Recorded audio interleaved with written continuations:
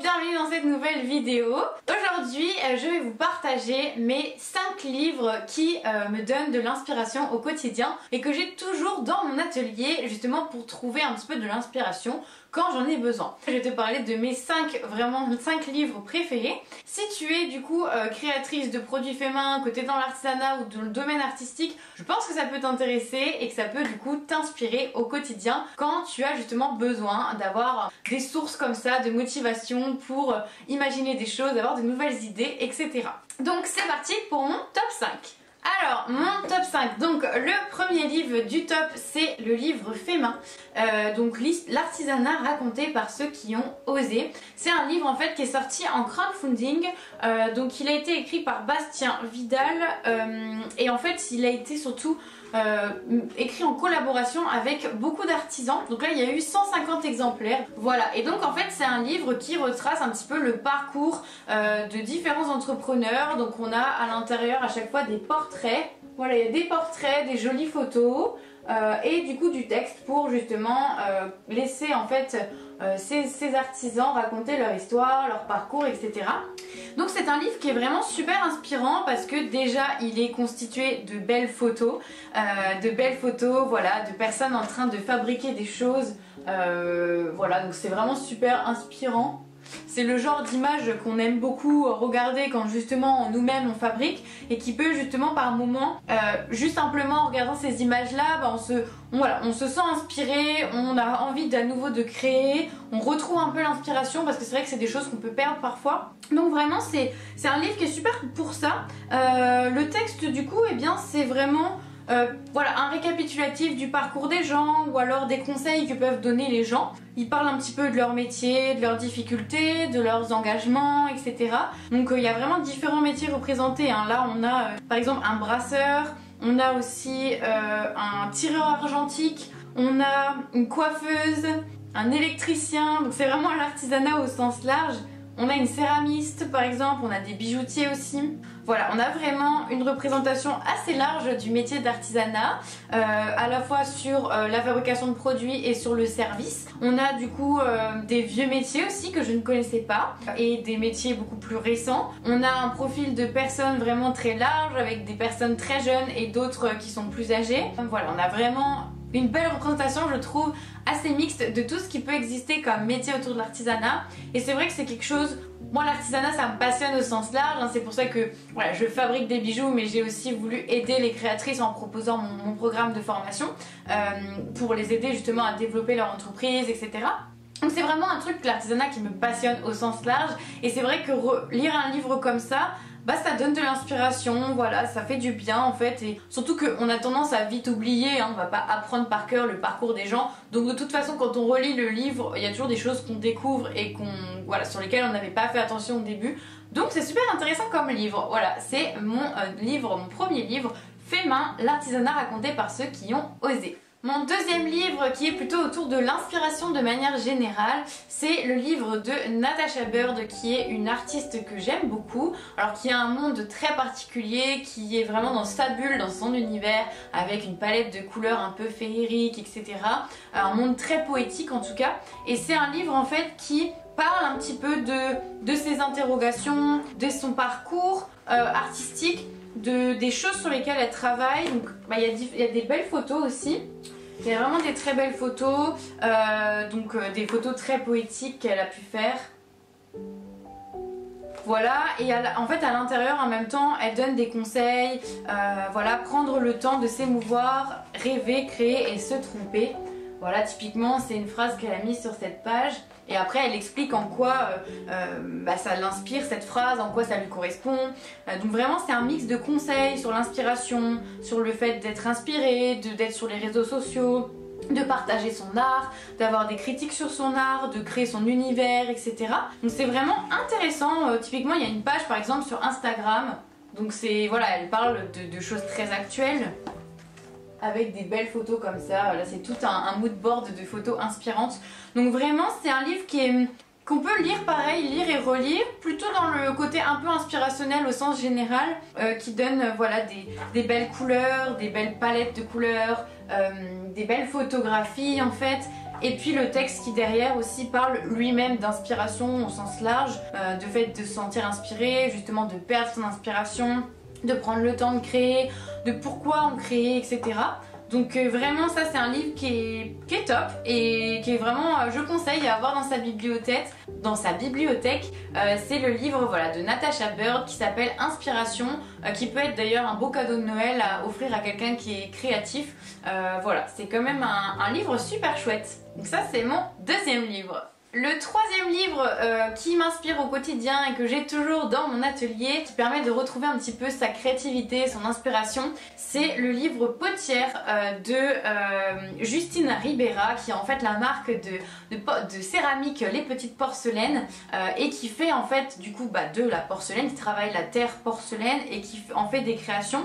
Et du coup elle a fait un livre en fait avec des super belles photos de très bonne qualité sur un papier glacé, où elle montre du coup les différentes étapes de fabrication de ses collections.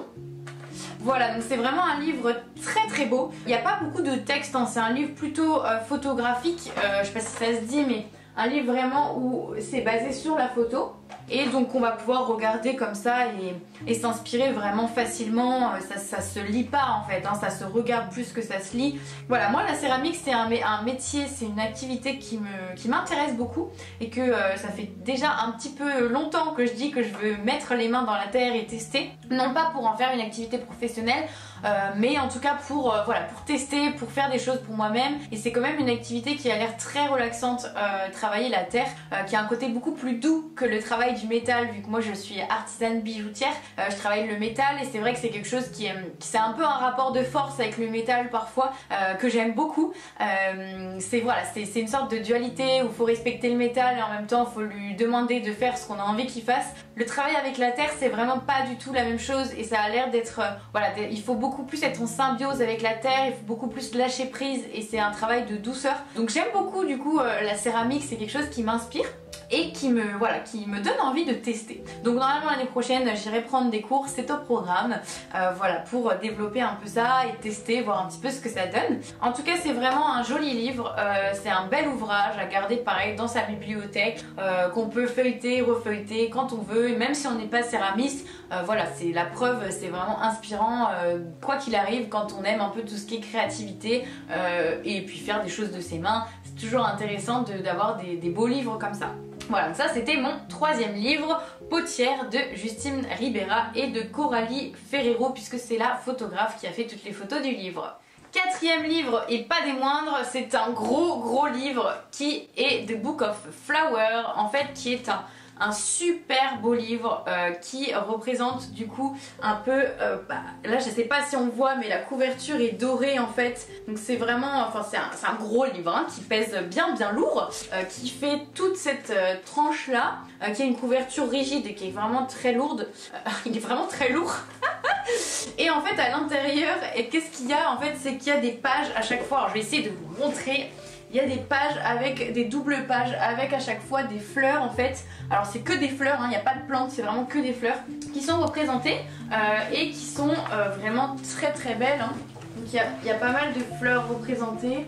Mais vraiment c'est un super beau livre. Là pour le coup c'est vraiment un très beau livre qui du coup en fait est de Pierre-Joseph Redouté, qui est, alors je sais pas comment on peut le caractériser, mais qui est une personne, donc Pierre-Joseph Redouté, il est né dans les années 1760, donc voilà, c'était il y a un petit moment déjà, et il a en fait un style particulier de peinture, d'illustration, qui est inspiré bien sûr de son époque, et c'est vraiment une personne très connue hein, qui a fait pas mal de choses. Oh voilà. Donc voilà, donc ça c'est un livre qu'on peut vraiment feuilleter. Alors pour le coup je le feuillette à chaque nouvelle collection. Dès que j'ai envie de partir sur une collection, sur une fleur, et bien je le feuillette. Non pas forcément pour choisir une fleur qui est dans le livre, mais parce que c'est inspirant, parce que ça me donne des idées de forme, ça me donne des idées de relief, de pétales que j'aime bien. Enfin voilà, ça me fait plonger en fait dans l'univers des fleurs.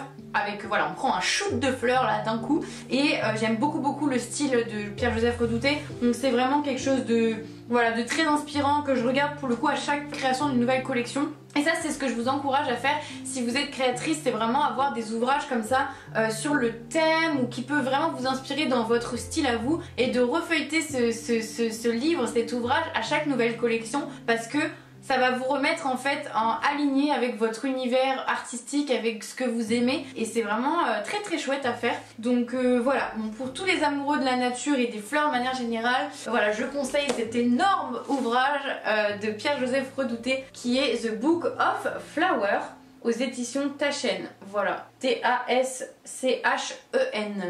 Le numéro 4, The Book of Flower.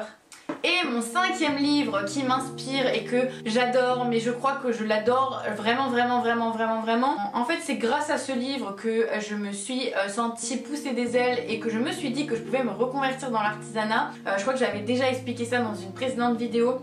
Mais c'est vraiment un livre que j'aime beaucoup et qui est Les Nouveaux Artisans, donc écrit par Magali Peruccini aux éditions Erol, qui est toujours disponible, hein, bien sûr. Là on a une superbe couverture avec du doré aussi sur la tranche. C'est vraiment un très très beau livre qui est plutôt conséquent, voilà, et qui est donc pareil avec une couverture dure et qui en fait retrace justement le parcours d'une nouvelle génération de personnes pour les 3/4, parce que je trouve même peut-être 100%, je sais plus exactement, mais de personnes en fait qui se sont reconverties dans l'artisanat et qui avaient potentiellement un autre métier avant. Et ça c'est vraiment quelque chose qui me correspond puisque j'avais un autre métier avant, je travaillais dans le domaine des startups et du numérique. D'ailleurs si ça t'intéresse, je te mettrai la vidéo en haut parce que j'ai fait une vidéo justement où j'explique un petit peu comment je suis devenue artisane bijoutière et où j'en suis arrivée là en fait, comment j'en suis arrivée là et quel a été mon parcours professionnel avant. Donc voilà, si ça t'intéresse, je te mettrai la vidéo en haut. Et en tout cas c'est un livre que j'aime beaucoup, qui du coup permet d'avoir des retours d'expérience, donc des choses très concrètes sur des gens qui se sont justement reconvertis, quelle était leur vie avant, comment ils se sont reconvertis, qu'est-ce qu'ils font aujourd'hui comme métier, avec justement à chaque fois pareil des belles photos et puis un texte qui raconte des choses justement sur ces personnes-là. Des personnes qui donnent aussi leur carnet d'adresses, des noms de personnes qui les inspirent, etc. Donc ça renvoie aussi encore une fois à aller découvrir d'autres personnes, d'autres artisans, artistes. On a vraiment pareil des métiers très variés, vraiment très variés, hein. On a là des gens qui font voilà, une teinturière végétale, on a un souffleur de verre, des tatoueurs, on a une personne qui fait de la sérigraphie, des céramistes, des bijoutiers, des métiers plus classiques. On a un plumassier, quelqu'un qui travaille les plumes, on a des brasseurs. Pareil, j'ai découvert des métiers que je ne connaissais pas dans ce livre et c'est vraiment trop chouette. Vraiment, ce livre, c'est mon chouchou numéro 1, mon top 1. Les nouveaux artisans, donc voilà, si vous êtes une personne créative, si vous êtes créatif, que vous aimez un peu tout ce qui touche même la reconversion professionnelle au domaine de l'artisanat, etc., que vous êtes curieux, ce livre-là, c'est vraiment top pour ça, parce que ça donne une tonne d'inspiration et c'est un livre pareil qu'on peut feuilleter tout le temps, voilà, pour avoir à nouveau de l'inspiration, des conseils, voilà, des retours d'expérience. C'est très chouette. Voilà, donc c'était mon top 5 des livres qui m'inspirent au quotidien et qu'on peut regarder du coup pour trouver de l'inspiration. Après, de manière générale, j'ai aussi d'autres livres qui parlent de la nature, donc sur des guides de faune et de flore. J'ai aussi des livres qui parlent de bijouterie, donc des choses comme ça, pareil, que je regarde pour m'inspirer. Voilà, donc si ça vous intéresse, n'hésitez pas à me dire, je ferai peut-être une vidéo dédiée sur les livres sur la bijouterie et ou les livres sur la nature plus particulièrement. Mais là c'était vraiment mon top 5 des livres qui m'inspirent vraiment au quotidien, que j'aime regarder, que j'aime refeuilleter, etc. à différents moments où j'ai besoin d'inspiration. Donc voilà, j'espère que ces livres vous ont intéressé, que ça a titillé votre curiosité. En tout cas, n'hésitez pas, les livres c'est vraiment de manière générale quelque chose de très inspirant. Donc je vous invite à aller voilà, demander à vous faire offrir ou aller vous offrir de temps en temps des livres qui vous inspirent, parce que c'est des choses qui restent dans le temps, qui constituent une bibliothèque d'inspiration, qui permettent de se déconnecter aussi un petit peu d'internet parfois. D'avoir un livre papier, c'est vraiment voilà, c'est une autre manière de trouver de l'inspiration et c'est vraiment très chouette. Si vous avez des commentaires et surtout si vous avez des livres à partager vous aussi, mais n'hésitez pas, parce que je suis une grande friande de livres. Donc si vous aimez les livres, que vous avez des livres qui vous inspirent, mettez-les en commentaire sous la vidéo vidéos surtout. Voilà, c'est trop chouette de pouvoir partager ça et qu'on constitue tous ensemble une liste de livres qui peut nous inspirer au quotidien. Donc voilà, sur ce je vous laisse. J'espère que cette courte vidéo vous aura plu. N'hésitez pas, si c'est le cas, à laisser un petit pouce et à dire que vous avez aimé cette vidéo. Je vous dis à très vite pour une nouvelle vidéo, puisque cette vidéo fait partie du challenge que je relève en ce mois de décembre avec une vidéo par jour qui est publiée sur ma chaîne. Donc n'hésitez pas à vous abonner si vous souhaitez être au courant des dernières vidéos qui sortent, puisqu'il y en a une par jour, donc faut pas les louper. Et voilà, à vous abonner tout court si vous êtes intéressé par ce que je partage un petit peu sur le domaine de l'artisanat, de la bijouterie, des conseils, de l'entrepreneuriat, ce genre de choses. En tout cas, je vous dis à très vite pour une nouvelle vidéo et je vous souhaite une belle soirée ou une belle journée. Salut!